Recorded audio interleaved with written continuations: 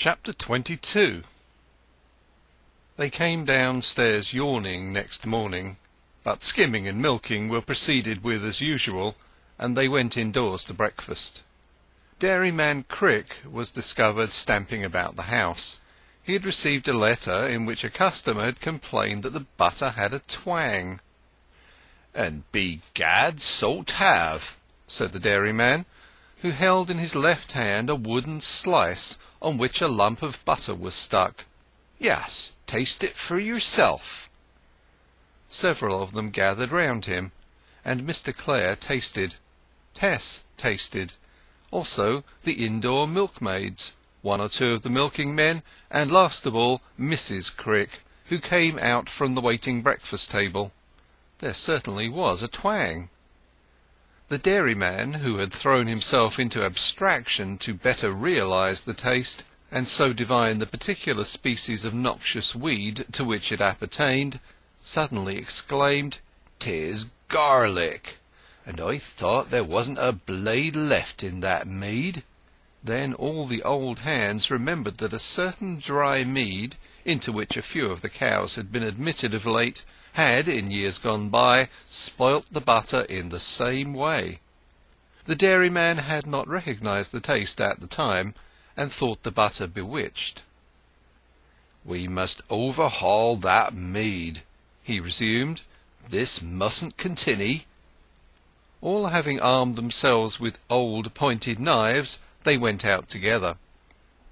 As the inimical plant could only be present in very microscopic dimensions to have escaped ordinary observation, to find it seemed rather a hopeless attempt in the stretch of rich grass before them.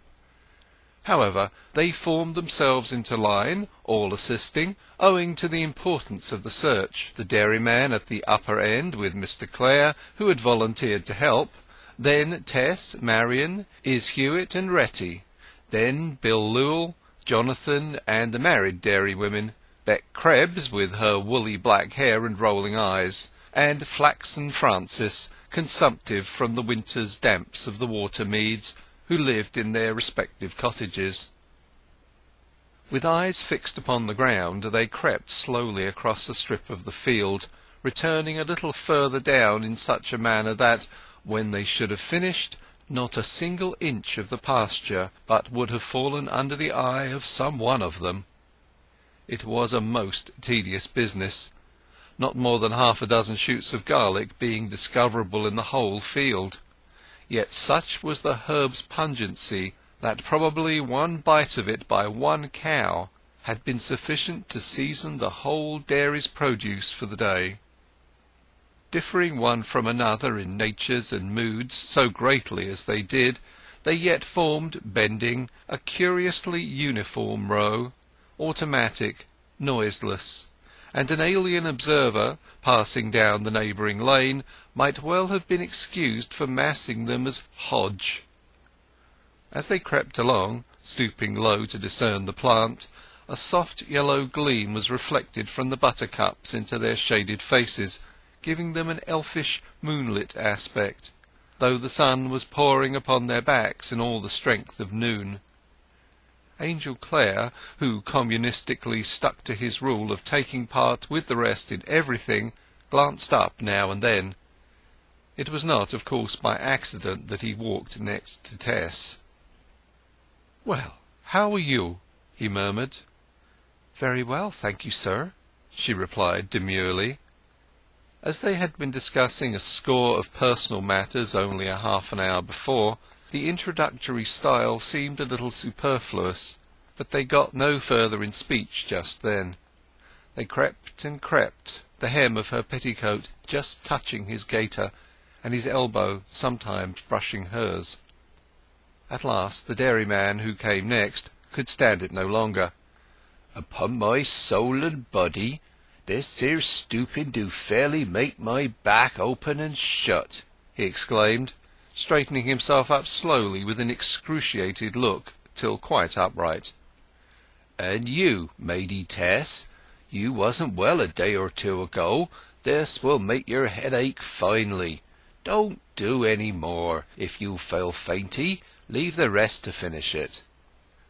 Dairyman Crick withdrew, and Tess dropped behind. Mr. Clare also stepped out of line and began privateering about for the weed. When she found him near her, her very tension at what she had heard the night before made her the first to speak. "Don't they look pretty?" she said. "Who?" "Izzy Hewitt and Retty." Tess had moodily decided that either of these maidens would make a good farmer's wife, and that she ought to recommend them, and obscure her own wretched charms. "Pretty? Well, yes, they are pretty girls. Fresh-looking. I have often thought so." "Though, poor dears, prettiness won't last long." "Oh, no, unfortunately." "They are excellent dairywomen." "Yes, though not better than you." "They skim better than I." "Do they?"